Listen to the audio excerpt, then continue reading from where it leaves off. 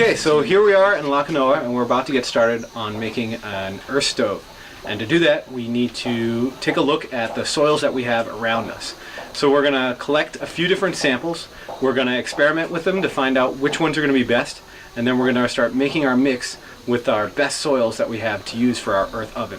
We're going to be looking for a clay, close to a 100% clay, and we're going to be looking for sand if we can find it, close to 100% sand. We're going to take a look at this community here in Panama to see if we can find the materials we want. Okay, so here we are in Lakanoa. We've gathered some of our soils that we have locally, and what we have here is a clay that we found only about 200 feet away from this sand. But right in our backyard we had another kind of soil here, and when we first started making stoves we thought this was going to be the soil we wanted to use. It has that kind of a red tone, it was sticking together. We thought this was the one, but before we were sure, what we wanted to do was we wanted to try an experiment where we would shake these together in some water, break it down, see their components, and get an idea of what these were really made of. And what we found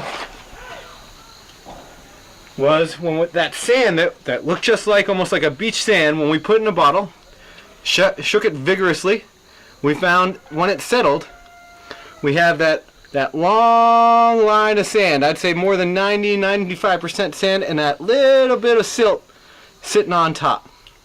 We'll talk about why this is all important in a second, but I want you to first see what we have as far as our components. And then we had that clay. That clay that we took from the hillside only 200 feet away, and we took it and we shook it vigorously, let it settle, and we couldn't find any really gradation in it. There's a little bit of silt sitting at the top, and then all this rest here is clay. How do I know that's clay? That it does not have those gravelly bits sitting in it like sand. These are small, fine particles, and it's like that all the way through. At the very top, it's just a little bit more fine, that's silt, but for the most part, all that there is clay. So we found our 100% or near 100% sand, our near 100% clay, and that soil we thought we were going to use, that soil that we thought that sticks together, that's red like a brick, that's the soil we want. We found out that that was a mix. We've got some sand, some clay, some silt, different layers of gradation in there. So what you want to do is when you find your soils, you want to get a few different soils, get some bottles of water, fill them about halfway with water, add your soil, shake vigorously, and let it settle. And when it settles and you see what you have here, you might find the thing you thought was going to be the perfect sand or soil for you. Maybe that has a little bit of something different inside that you couldn't feel with your hands or see with your eyes until you got a chance to mix it. And so what we're going to use are the two that are closer to 100% so that we can keep our mix even. So we've got some sand and some clay that we're going to make sure is dry, that's broken down to its finer particles. We're going to be using cement today. We wouldn't want any clumps in our mix, so we're going to use our sifter to get all those out. We're going to use 2 buckets of earth today. That's 1 bucket of sand and 1 bucket of clay, and we're going to mix that together with our cement and our hay for our mix today for our bricks. So what we've got here is a sifter. The metal for this sifter cost us $3. We tied it together with some string on 4 sticks we were able to find, and this tool is going to serve us well for getting all of our small stuff out. We want no clumps. We're going to get all of our sand and clay through this screen, or we're going to collect some extra clay and get that through until we have 2 buckets, 1 of sand, 1 of clay.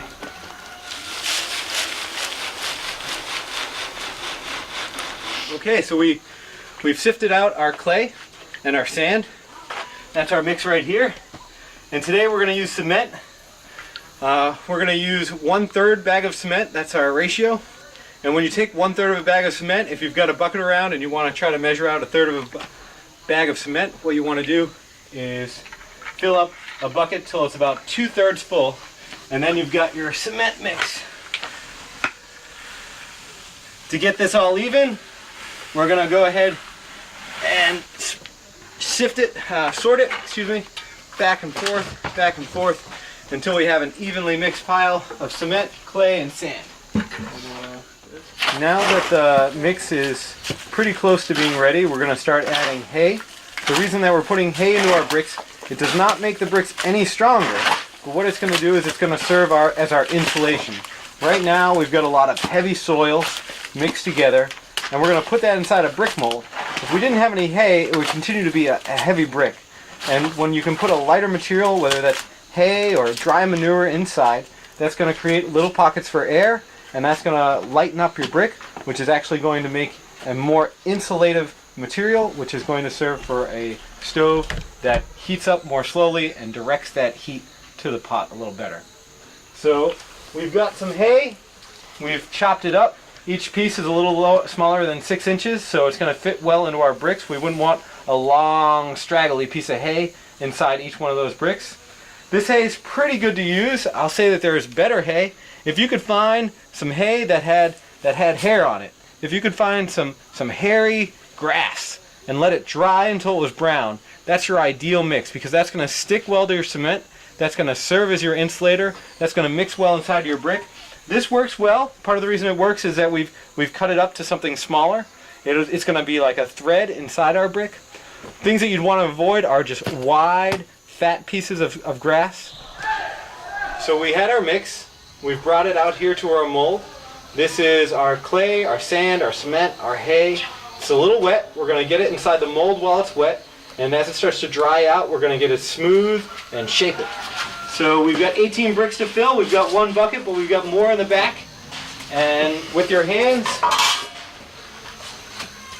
you'll go to each one and you'll pack it in.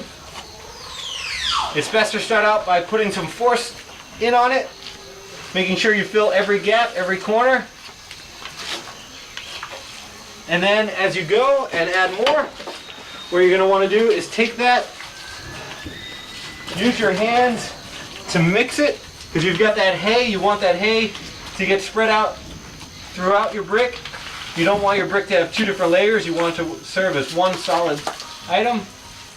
So we've filled our 18 bricks, and what we want to go now is take the opportunity to use a wet rag, whatever you have available, to clean each one, get a smooth surface. You want to clean the sides of the molds. This is going to help you when you go ahead and remove those bricks, so you don't end up with a brick that wants to stick. You can remove it, get all that extra off to the side, and have clean surfaces. Now we're going to leave these inside the mold for a few days. You want to have wet bricks for 7 days. And when I say wet, you don't have to have them submerged. You want them damp so that cement can have time to work its hydrolytic process to make a stronger brick. After 7 days, whether it's in the mold or out of the mold but staying damp, you'll be ready to go ahead and build your stove. When you want to figure out exactly how this mold was made, you can visit the website to take a look at the design to see the length of each board and how it was put together. So right now this is just wood to dirt. There is nothing in between. You could have varnished wood, which will help it hold up longer and get your bricks out a little easier. You could put an oil on each time, whether that's a veggie oil or a motor oil. Keep in mind, whatever you put on the outside of the wood here is going to end up on your brick and inside when you go ahead and start cooking. If you do oil your wood, you'll find that it might be a little bit easier to kick those bricks out. You'll see how it goes for us when we remove the bricks when we don't have oil. If it looks like it was hard for us, maybe you'll want to add some oil next time you do it. So here we are with our bricks. We've got 18 different bricks in the molds. They're filled.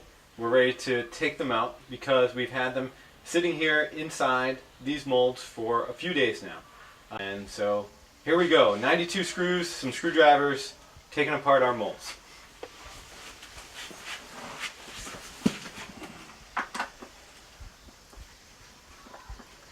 We use screws instead of nails because had this been nailed together, every time I take this apart and put it back together, I'm going to make a new hole in the wood. And the idea is that we want to use this mold over and over again to produce a number of stoves for the community. So by rescrewing it in the same spot and unscrewing it each time, we've got a mold that's going to last a lot longer. Okay, right now we've got our mold separated and it's time to get our bricks out. What we're going to do is take off each piece of wood. There is nothing that we've put between our wood and the brick, So sometimes you'll find that they've stuck together a little bit, but with a hammer or a rock and a little bit of encouragement and some patience, we should end up with 18 clean bricks.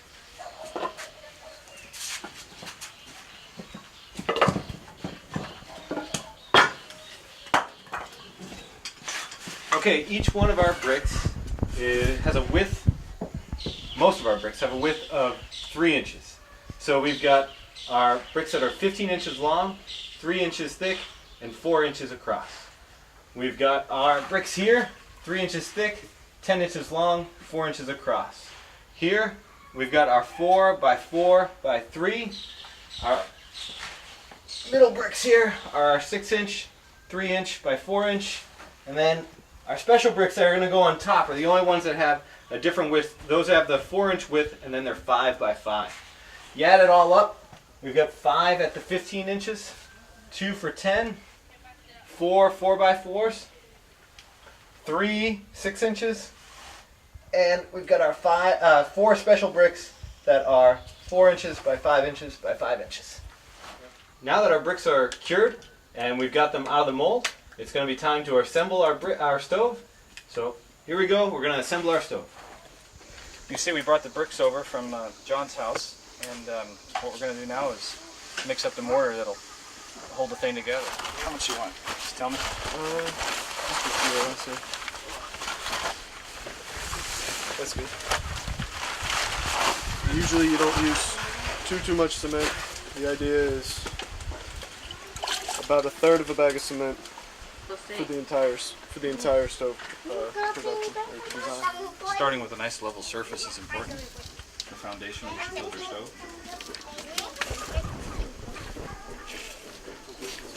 So much so that he's got a level. And then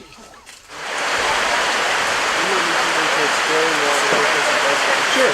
And so, because John's going to be building the stove, I'm going to try to explain what John's doing as he builds it. Right now, this is the first layer. He's got it lined up for his 15 inches on either side and a 7-inch gap. He's got a 15-inch on the back on the bottom, and that's because as we build our layers higher, we're going to have our bricks crisscross. If you don't start out with your 15 on the bottom, it'll be impossible to crisscross your bricks. He's wetting each brick so that the mortar is going to stick to each brick a little bit better. So he's going to dunk each one in a bucket. It's helpful to have that bucket of water right there next to you. After he's got all the bricks wet, he's going to start adding the mortar in the spaces. Each space is between a ½ inch to 1 inch. You kind of measure that out with your measuring tape when you're in line to do it. Every mold is going to be a slightly different shape because every construction store is going to sell slightly different wood out here. So you've got to do your measurements in the field, but know that it's going to be about a ½ inch to 1 inch that you're going to fill with mortar. We've got about a bucket's worth of mortar here on the ground. That should be enough to build our 4 layers to the stove. With 4 levels to the stove, and each level being 3 inches wide, you would have a 12-inch stove, but you're filling it in with mortar. About a ½ inch to 1 inch of mortar with each level. And as you build it up with that ½ inch to 1 inch of mortar at each level, you'll end up with that 15-inch stove.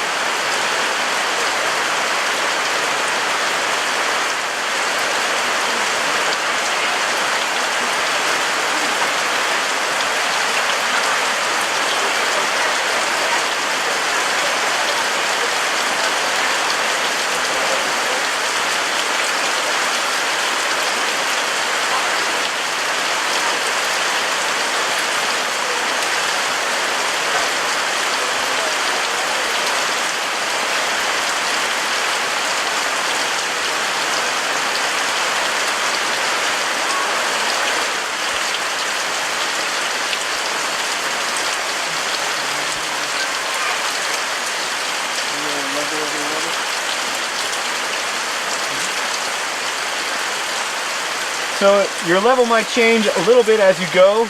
Trying to keep it at exactly ½ inch can be tricky. Once you've put your brick down, it's better not to keep removing it, as these are new bricks. And once you put it down, if you find that you've had one side that was a little heavy, you're going to make sure that next time it's a little less. and try to keep it even as you build. If you remove, especially the 15-inch long bricks, if you keep lifting them up, they are likely to crack in the middle. So it's best to lay your mortar as evenly as you can, and once you lay it down, to let it lie and build your next level opposite. The difference between your mortar and your brick mix is that you do not have any hay inside your mortar mix. If you had hay inside your mortar mix, it would get tangled in the way. This is a chance to have it without hay. If you do want an insulator in there, you could have dried manure so that you could have an insulating mortar as well as insulating bricks.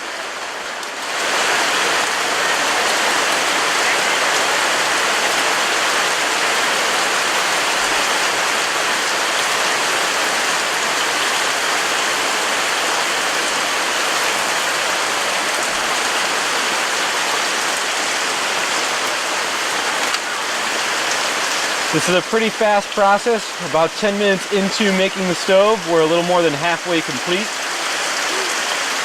The process is quick when you have all your materials ready to go. A table that's ready for your stove, your mortar ready to be mixed, your tools in place.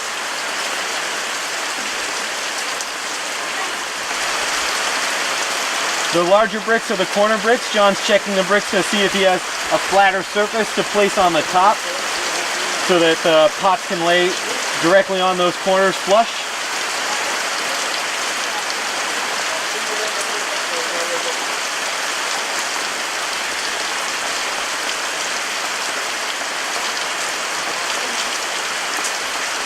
And because we're creating an uneven surface, John is looking to make sure that the corners are level with each other. He's not concerned whether that middle piece is going to be level.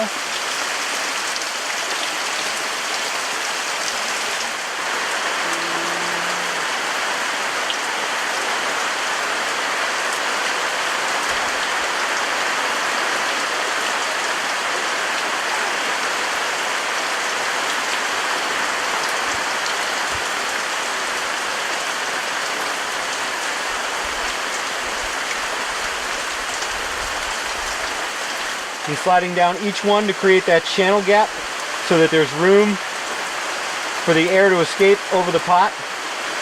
If you had all the bricks the same level right now, your air could not escape and you would not be able to cook effectively. When figuring out your channel gap, somewhere between a ½ inch to an inch is generally the right distance. It does depend on the pots you're going to use to cook with. You can go ahead and start cleaning the stove. So final steps on the cleaning process. You've got a wet rag, you're going along smoothing out each seam. You'll get a chance to get inside to make sure you have a smooth channel, an elbow for the air to flow through. You're going to check each seam to make sure you don't have any gaps. If you do, it's your chance to fill it. You've got a little extra mortar, and at the end we'll use that mortar to create our divides, our blockers. We'll create 4 pot skirts, and we'll use that to help channel the air alongside our pila.